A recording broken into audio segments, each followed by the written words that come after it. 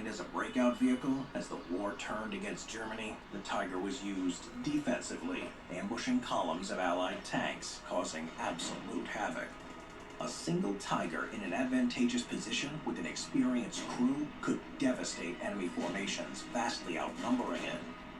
In one example, Tiger ace Michael Wittmann destroyed 14 British tanks, 15 APCs, and 2 anti-tank guns in under 15 minutes. Stories like these fueled Tiger phobia, where Allied tank crews lived in perpetual fear of encountering one right up until the end of the war. This was so rampant that Tigers were blamed for destroying Allied vehicles, even when the actual culprit was a different kind of tank or even an anti-tank gun. The fear generated by the Tiger far outweighed its actual effectiveness on the battlefield, a legacy that was cemented in Hollywood films that emphasized its superiority over its adversaries. Even today, the myth persists that it would take 5 Allied tanks to knock out a single Tiger. Today, only a handful of Tigers remain, and only one in operational condition, Tiger 131, located at the Tank Museum in Bovington in the UK. The last working Tiger tank in the world. Not many weapons, vehicles, or aircraft of the World War II era have gained the iconic status that the Tiger tank did. It has a reputation that stands to this day. Just to see one of these beasts standing in a museum display is an experience. However, there is one that can be seen in action. It's the last working Tiger tank in the world, Tiger 131, of the Tank Museum in Bovington, England. The baptism of fire for the Tiger tank was in autumn of 1942 on the Eastern Front, when a platoon of 4 Tigers were sent to the Leningrad Front. In December of the same year, the Tigers were sent to the North African Front in Tunisia, where the Germans were trying to stop the Allied offensive. This was where Tiger 131 was deployed. The Tiger 131 came down the assembly line at the Henschel factory in Kassel in February 1943. It was painted in Dunkelgelb, dark yellow, and was assigned the serial number 250122.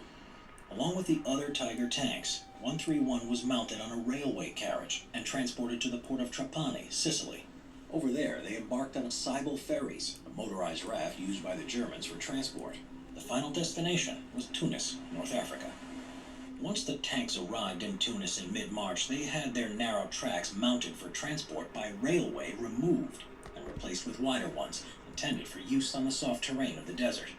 Parts that were disassembled for easier transport were then reassembled. The now ready-for-battle tanks were then deployed to the 504th Heavy Tank Battalion of the 5th Panzer Army.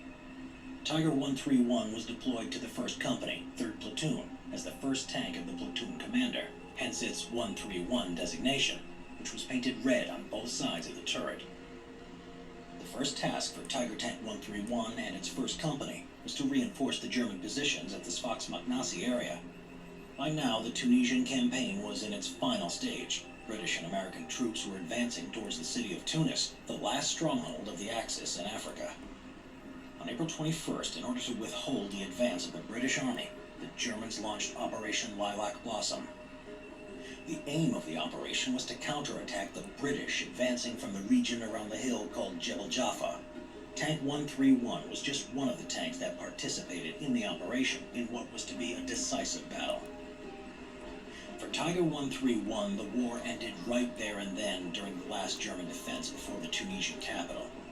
Almost completely intact, it would end up in British hands. There's a small shroud of mystery on how this happened, as for 75 years it was believed that the tank was captured on the slopes of Jebel Jaffa, while it actually happened 10 miles northeast of there, on a smaller hill known as Point 174, also known as Girat el Attar. Point 174 came into the center of events after the British managed to defeat the Germans in the Battle of Longstop Hill on April 22nd and 23rd, 1943. The British concentrated their attack on Point 174 and the nearby Point 156, west of the town of Mejezelbab. After their attacks were repelled on April 23rd, a new one commenced the following day. Point 174 was attacked by the 2nd Sherwood Foresters, and Point 156 by the 1st King Shropshire Light Infantry. Both battalions were supported by a composite tank battalion under the command of the 142nd Royal Armoured Corps. The The 1st King Shropshire Light Infantry were quicker to capture their objective, but did it with heavy casualties. The 2nd Foresters also had many casualties, but with much more difficulty in seizing the top of Point 174. On the afternoon of April 24th, the Foresters finally seized the crest, only to be attacked by German tanks in a hull-down position from a distance of 300 yards. The Foresters bravely withheld the Tiger's intense shelling, so then one of the Tigers decided to leave its position and head for Point 174. It was Tiger 131. Once it arrived on the top of the hill, panic broke out.